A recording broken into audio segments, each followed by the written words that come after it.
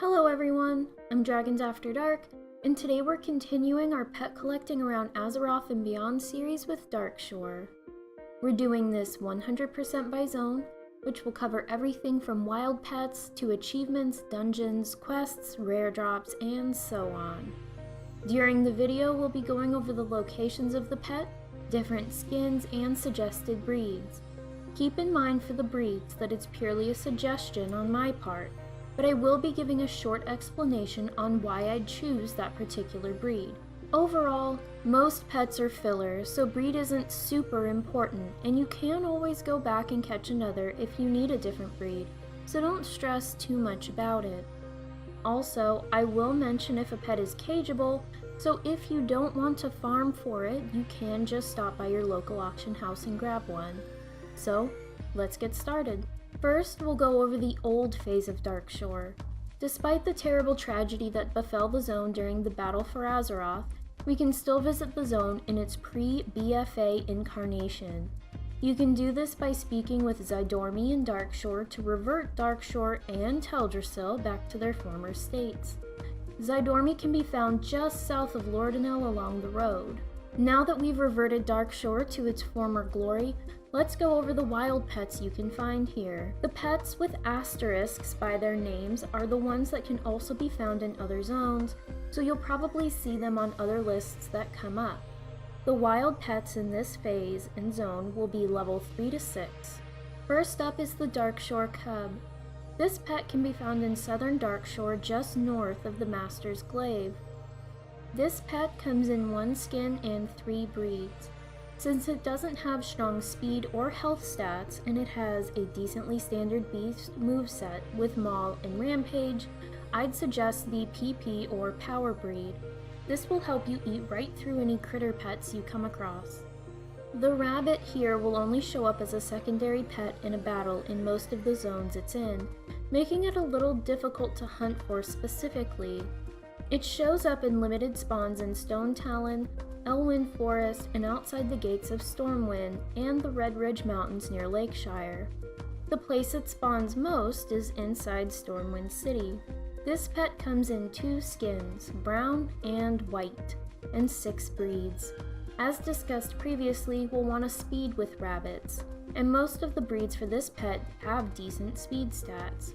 An SS breed will get you 357 speed with only 227 power, but if you're looking for one that might have a little more oomph, the SB has 322 speed and 240 power. The rat will only show up as a secondary pet in a battle, making it a little difficult to hunt for specifically here. You might have better luck waiting for another zone. The rat comes in 3 skins, brown, gray, and white, and 4 breeds. Given that most of the rats are fairly speedy, having any of the ones over 300 speed, the SS, HS, or SB, would probably work well. If you're looking for overwhelming speed, go for the SS or speed breed. Survival can pair nicely with comeback, and of course, Flurry will always benefit from a higher speed stat than your enemy. The Shimmershell snail can be found along most of the coastline of Darkshore. This snail comes in 3 skins, a green shell with red tentacles, dark purple-green shell with orange tentacles, and red shell with yellow tentacles. Yes, their eye stalks are called tentacles. I learned something new today. It also comes in 3 breeds. Snails are not speedy creatures, so you can ignore the speed stats. You'll want to look at power and health, and I think the HP or health power breed is a nice pick at 1790 health and 305 power.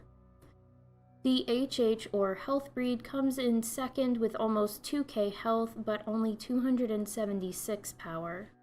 The squirrel is only found as a chance secondary pet, and given they are found in a plethora of other zones, feel free to wait until you get to them to grab one. The standard squirrel comes in 1 skin and 5 breeds. It has a standard squirrel moveset, so grab something with speed like the SS or SB to make sure you can crouch sooner. Our last wild pet in the reverted Darkshore will only show up as a secondary pet in battle, making it a little difficult to hunt for specifically here. you might have better luck waiting for another zone. This pet has 4 skins: yellow and green with green eyes, beige and light green with teal eyes, dark blue with blue eyes, and red-orange with purple eyes, and 3 breeds. The speed stats on the pet aren't great, and given that we have a big hit ability like Whirlpool and healing abilities, we want some power behind those. As such, I would recommend the HP or health power breed. Now on to our Darkshore vendor, Will Larsons. This vendor can be found in Lordanelle, not far from the Moonwell in the center of town. As you can see, this vendor is particular in what pets he'll sell and to who.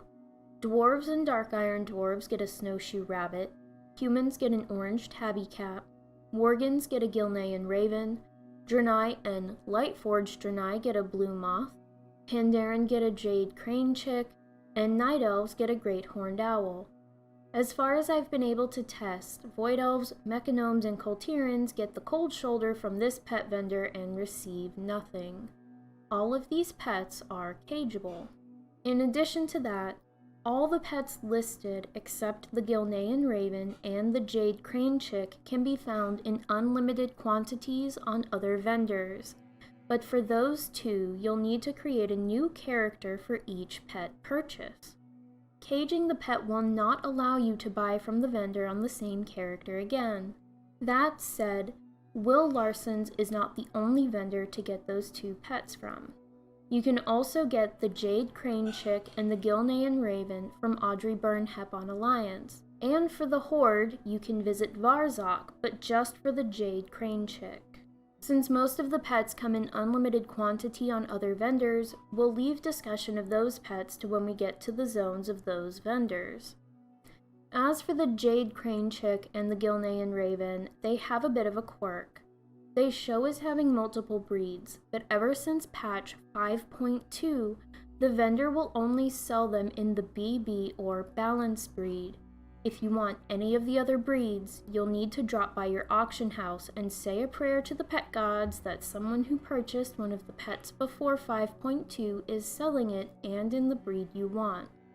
As for the breeds, the Jade Crane Chick is negligible between the Balance and HB breed, so the BB from the vendor will be just fine.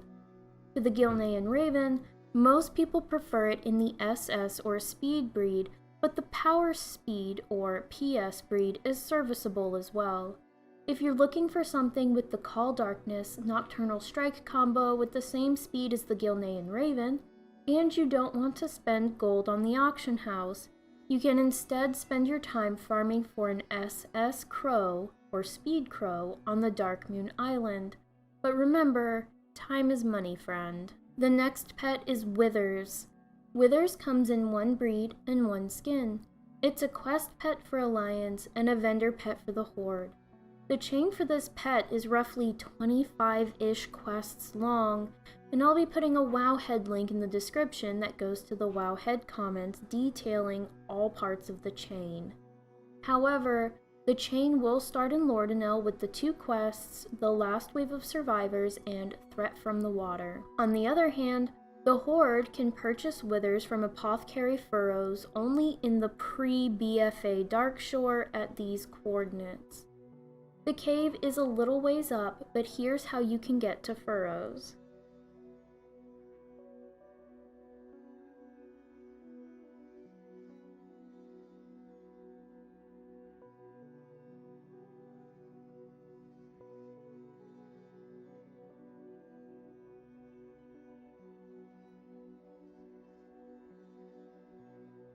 And that's it for the Pre-BfA phase of Darkshore.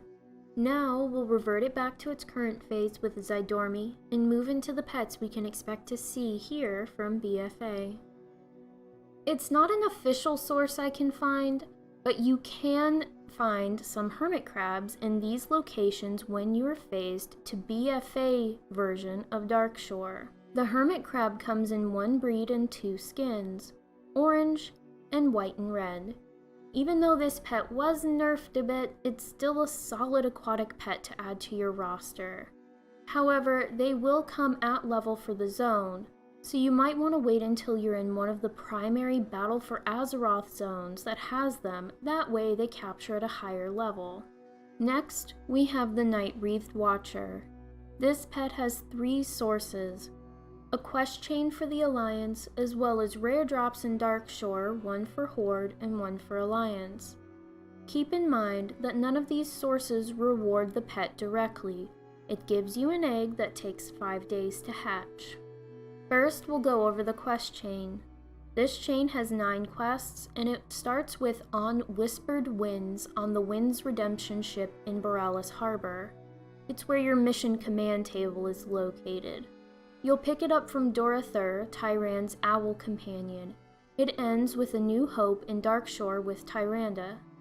As far as I can tell, it's connected to campaign progress, and 8.3 might also hinder the quest NPC coming up, so you might have to delve a little into 8.3 campaign progress to find it on your ship. However, you're in luck, because the quest is not the only source for this pet. The Nightwreathed Watcher also drops from Grimhorn for Horde and Orwell Stevenson for Alliance. According to Wowhead, the drop rate for this pet is between 15 and 16%, and as with all the drop pets from the BfA phase Darkshore, they will come in 1 skin, 1 breed, and are cageable. This pet has a fun, newer ability called Shadow Meld, which is a flying version of Prowl, and combined with Savage Talon and Dark Talon can do some nice damage to aquatics or other flyers. Next, we have the Darkshore Sentinel, which drops from the Burninator Mark V for Alliance and Aethel Dewfire for Horde. According to Wowhead, the drop rate for this pet is between 15 and 16%, and depending on the situation, is nice to have for its heal, ancient knowledge, and force pet swap with Wind Buffet, but it doesn't have anything spectacular that would make it a top tier pet. The next pet is Detective Ray, and it drops from Conflagros for both factions. According to Wowhead, the drop rate on this pet is 15%. It also joins a short list of undead pets that do strong damage against mechanicals, but again, this doesn't make it a top tier pet, and its use would be situational, like for family battle achievements. The Everburning Treant also drops from 2 faction-based sources: Zimkaga for Alliance and Onu for the Horde. On Wowhead, this pet has a 17% drop rate from Zimkaga and 14% drop from Onu. While this pet can be a nice conversational piece, it doesn't quite have the right moveset to make it a great alternative on a Sunlight team. Our next pet, the Gust of Cyclaris, drops from Cyclaris for both factions. On Wowhead, this pet has a 15% drop rate. This is another pet that could be situationally nice, maybe if you're trying to do a family achievement fight, but its 2 primary abilities in slot 1 are the problem. Slicing Winds RNG means it can be an unreliable attack, and the Gust of Cyclaris doesn't have enough speed to make Spark worth using. If your intentions are collecting, then go for it, but if you're looking for a great pet to strengthen your roster, this probably isn't it. The Hydrath Droplet drops from Hydrath for both factions. According to Wowhead, this pet has a 16% drop rate. I have used this pet in a strat or 2, and it can be a nice pet if you need to go toe-to-toe with another elemental. Pump means it can put out some pretty big hits, but it won't have the speed of Bound Stream. On the other hand, its Bubble ability means you can block a couple of hits to kill the enemy before they kill you. I wouldn't call this pet mid-tier as the Bound Stream is used far more, but it can be a solid addition depending on what you're looking to do. The Void Jelly drops from Soggoth the Slitherer for both factions. On Wowhead, this pet has a drop rate of 15%. While this pet has a somewhat standard magic moveset, it could situationally be very strong, literally. Its power of 329 puts it in the top 15-ish of magic pets when sorted by power, and you could potentially use Illusionary Barrier and Consume Magic to stall while building up your Nether Blast damage. That said, it's not ranked as a must-have pet, and will likely only see use in family achievement or niche situations. Our last pet for Darkshore is Zuraj the Depleted, and it drops from Twilight Prophet Graham. According to Wowhead, this pet has a 15% drop rate. And you know what? I like Zuraj. He's speedy, which means Evanescence will get more utility if he's faster than the enemy. If it's the second pet in a lineup and the first used Arcane Storm, you can alternate between Psychic Blast and Nether Blast if you want, or use Phase Punch to force a pet swap. That said, it's not a must-have pet, and arguably the Hyjal Wisp has more utility because of its heal and power than Zuraj. Mostly my like of him is a personal preference, but from a collector's point of view, he does have the cool Old God and Corruption look going for him. And that's it. We've completed our visit to Darkshore for pet collecting around Azeroth and beyond. In the next part, we'll be visiting Moonglade, Winterspring, and Fellwood. If you have any questions or suggestions, let me know in the comments below. Until next time, I wish you all the best of luck. Thank you for stopping by, and happy battling!